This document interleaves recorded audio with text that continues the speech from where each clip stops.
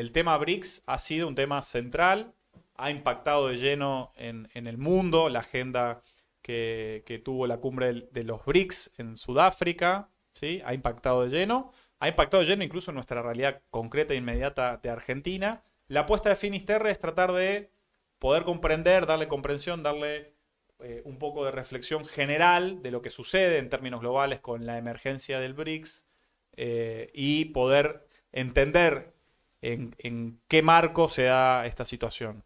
La verdad, Damián, te lo tengo que ser sincero, como nunca nos ha pasado, bueno, vos sabés que nos toca a veces a nosotros estar dando estos debates por el Destape, junto con Paula Jiménez, con Pili, como nunca nos han entrevistado. O sea, hemos hecho 10, 12 entrevistas hablando de la cumbre del BRICS, ¿sí? Ya disfrazados de analistas de política internacional, pero la realidad es que el tema ha impactado de lleno y se nota que no es un problema solamente que tiene que ver con el ingreso de Argentina a este bloque de países, sino efectivamente con un proceso mucho más amplio. Ahora, ¿de dónde viene el BRICS? ¿Qué es el BRICS?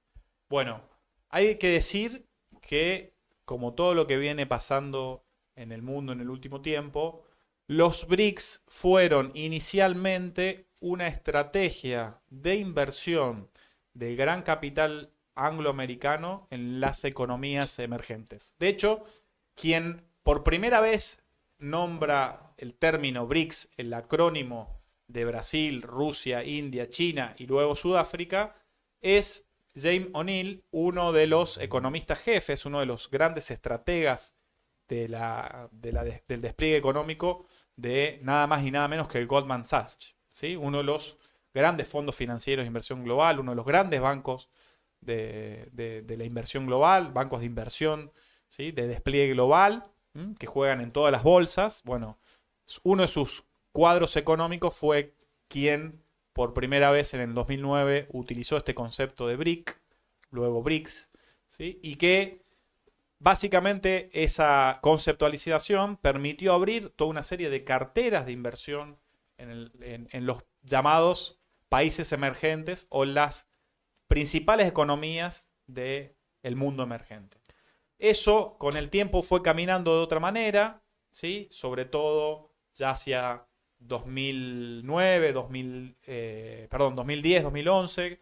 Las primeras Sí, reuniones fueron... en el 2009 se empiezan a reunir porque Claro, cuando O'Neill, economista de la Goldman Sachs, que además tiene fuertes vínculos financieros con China y con fondos de inversión de China que desde China se despliegan al mundo, cuando él los nombró fue una forma de mencionar a un conjunto de países que en conjunto tenían un fuerte peso en el PBI mundial, en términos poblacionales y demás. Pero luego hubo como una apropiación de esto y en el 2009 se empieza a juntar estos países por exactamente. La primera primera vez. reunión entre estos países fue una reunión de ministros de economía de esos países, promovidos a instancias de la cartera de inversiones que el gran capital angloamericano estaba dispuesto a tener ahí, ¿no? Dispuesto a poner sobre la mesa en ese contexto, ¿no? Recordemos, digo, también el ciclo, ¿no? Tiene que ver con el mundo a inicio del siglo XXI, la caída de las Torres Gemelas, la crisis de las .com. O sea, el gran capital angloamericano estaba necesitando desplegar carteras alternativas de inversión y encontró en los BRICS En los una BRIC cartera, en ese en los momento. BRICS en ese momento, una cartera de inversiones, ¿no? Y los ministros de Economía que se reunieron por primera vez se reunieron en esa clave de promoción, de decir, bueno, ya que quieren invertir, inviertan organizadamente. El tema que esto fue tomando escala, hubo una apropiación de eso por parte de esos países, y atrás de esa estrategia del BRICS, sobre todo por el gran impulso económico y político de China, empezó a aparecer de eso otra cosa, ¿no? Hay como dos BRICS o dos momentos de esta cuestión, ¿no? Un momento bajo patrocinio del gran capital angloamericano y un segundo momento, sí podríamos decir, de la emergencia, la aparición de una estrategia de poder distinta. ¿Qué significa el BRICS? ¿Qué peso tiene el BRICS? ¿Qué es, digo, como para dimensionar esto, vos traías, Cachi, esta contraposición de polos de poder o de intereses en disputa en esta compleja red, este complejo entramado financiero, tecnológico, empresarial, con actores superestructurales políticos también, aparece el BRICS como dentro de la estrategia china, y el BRICS representa acá ya lo vamos a ver, hay una diferencia de mediciones, pero representa más del 25% del PBI mundial, 32% si lo pensamos en términos de paridad de poder adquisitivo. Ahí lo charlamos, pero bueno, representa un tercio del PBI mundial. Vamos a los bifes. 20% de las inversiones a nivel global, 30% del territorio mundial, 18% del comercio mundial, 33% de las exportaciones mundiales, y al 2024, si se concretan todas las incorporaciones que se anunciaron o que se aprobaron la semana pasada, el BRICS va a pasar a representar un 36% del PBI mundial, 46% de la población y 36% de las inversiones a nivel global. Es descomunal. Una bestialidad. Una bestialidad. Una bestialidad. Incluso aparte, acá el despliegue en estrategia, digamos. Si esto funciona, si esto decanta como efectivamente tiene que decantar, vos sumando a Irán, ¿sí?, del mundo persa, del mundo islámico chiita, y sumando a Arabia Saudita, del mundo árabe y del mundo suní, estás sumando al pleno de Oriente Medio, en realidad.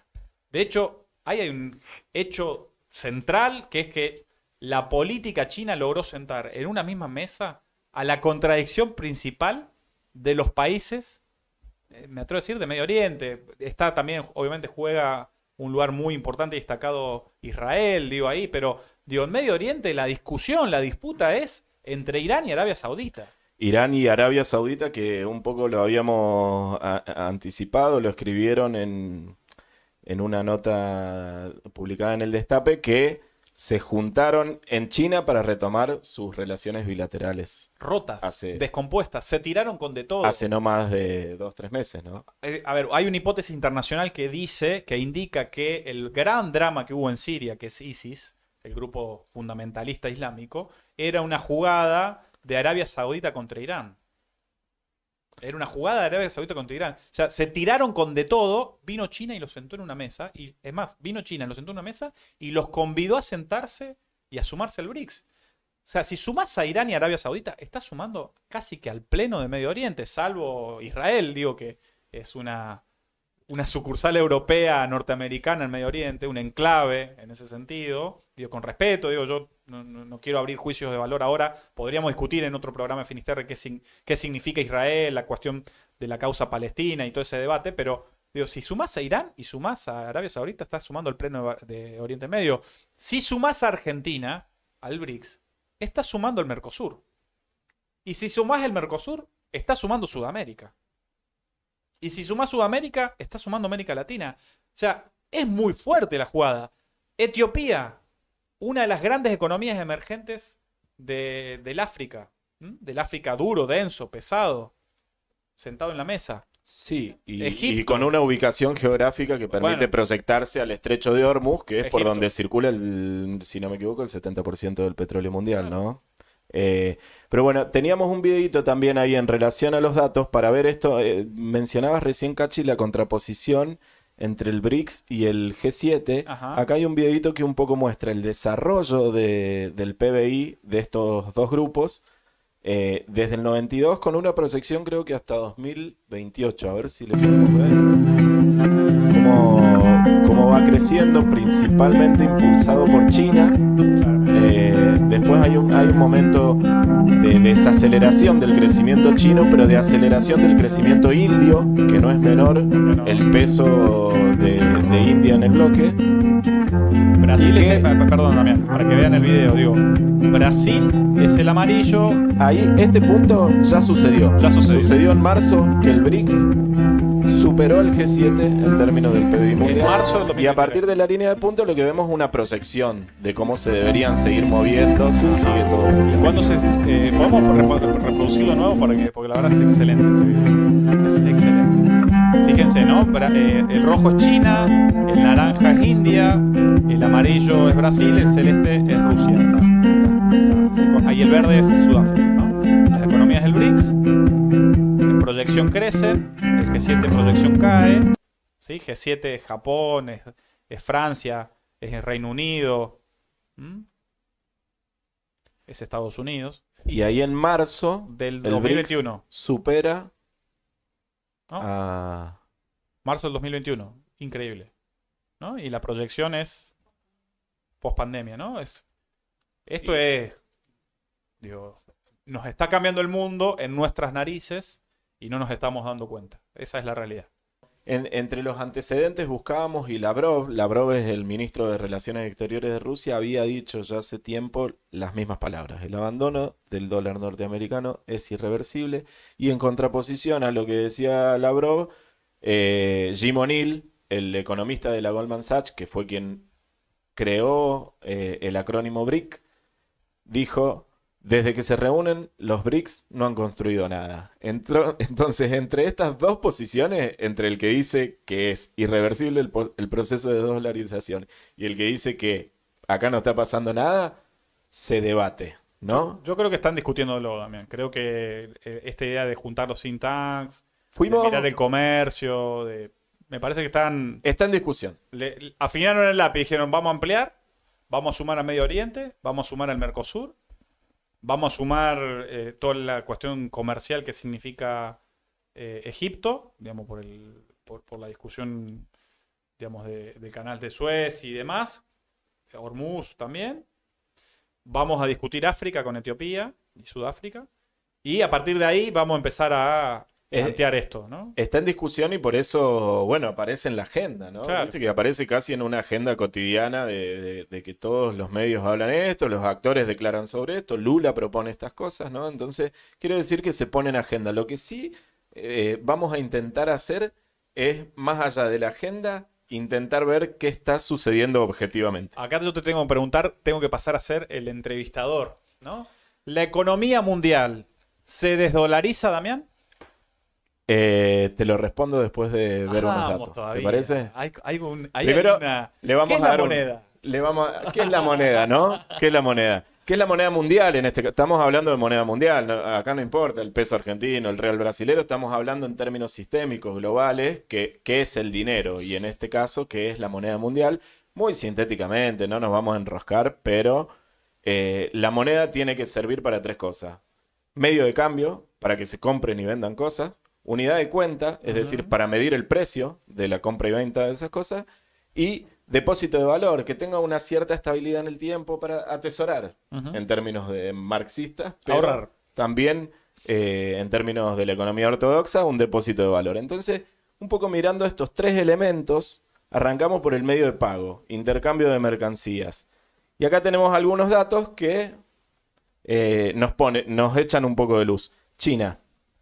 En marzo, el yuan superó el dólar en el comercio internacional de China. De China. Recién por primera vez este año, China comerció más en yuanes que en dólares. Por primera vez en su historia.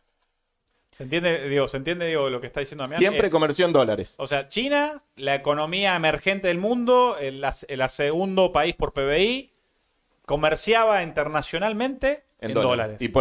Y lo sigue haciendo, nada más que ahora en mitad y mitad. Mitad y mitad. 48% del yuan, 47%. Quebró el balance, fue diciendo, bueno, quiero comerciar en mi moneda, una estrategia de poder. Lo mismo sucedió en Rusia, en marzo también, coincidió la fecha. Rusia, empujado por las sanciones económicas de Estados Unidos. No es que Rusia por sí solo lo hizo, sino que hubo un bloqueo. Che, vos no pasa más $1 por tu país. Y apareció China diciéndole, comerciemos en yuanes. En marzo, Rusia, por primera vez, superó al dólar en su comercio internacional, reemplazado por el yuan. Pero hasta marzo seguía comerciando principalmente en dólares. Y para contraponer estos datos, fuimos a buscar a Estados Unidos. ¿Qué pasa con Estados Unidos? Estados Unidos, el 95% de sus importaciones las paga en dólares. La desdolarización de la economía, al menos en el capítulo chino, significa básicamente un mecanismo de fortalecimiento y de protección monetario y de valorización de su moneda. Ahora, no está significando, en líneas generales, por lo que estás mostrando vos, que el dólar esté muriéndose. Muerto no. Muerto no está. Puede haber... ahora vamos a ver al final que es cierto que aparecen emergentes, pero el poderío que tiene el dólar sigue siendo extremadamente superior. Decíamos medio de pago, unidad de cuenta. Y acá no traje datos porque es muy difícil encontrar un dato que lo grafique. Pero yo te lo pregunto a vos, se le pregunto a quienes nos están mirando. Cuando ven el precio de algo, en cualquier país del mundo, ¿en qué moneda está expresado? En dólares. En dólares. Si alguien vio un precio en yuanes, levante la mano. Claro, no sé Pero cuánto cotiza. Entrás a Alibaba, a Alibaba a comprar cosas de China y ¿en qué está el precio? En Alibaba, dólares. que es el mercado el mercado libre. El Amazon. El Amazon de chino China. Está en dólares. Está en dólares. O sea, la unidad de cuenta la sigue cumpliendo el dólar. Y el tercer punto es el depósito de valor, que ahí tenemos Atesoramiento. La moneda como Como herramienta para atesorar. preservar, para atesorar capital. En este caso lo que miramos, como estamos mirando países, son las reservas de los países Ajá. para representar esta función del dinero, ¿no? Y ahí tenemos un gráfico. Esto hay diferentes fuentes, pero todas coinciden. Esta en particular es del FMI, que muestra un poco la tendencia. El dólar hoy, al 2021, son los datos generales que hay, representaba, si bien con una tendencia a la baja, pequeña, pero tendencia al fin, un 60%. Sí, sí, ha El caído euro, ¿en cuántos años? En 20 años, más de 20 años, 25 casi. En 25 años cayó el 10%. claro, el euro es la segunda y el yuan chino entra en otras. O sea, el yuan chino pesa menos que la libra esterlina, por ejemplo, en términos de reservas, ¿no? Claro. Entonces, Está en la canasta, perdón, está en la canasta de monedas del FMI, pero sigue estando en una tasa marginal. sí, y este factor es fundamental. Porque las monedas en las que vos tengas reserva, o sea, la moneda que vos uses de reserva de tu país te influye cuando el país de origen de esa moneda mueve las tasas, cuando tiene inflación, cuando te endeudas en esa moneda. Digo, lo tenemos a flor de piel en Argentina, pero pasa, a China también le pasa. China es el principal tenedor de bonos estadounidenses en dólares.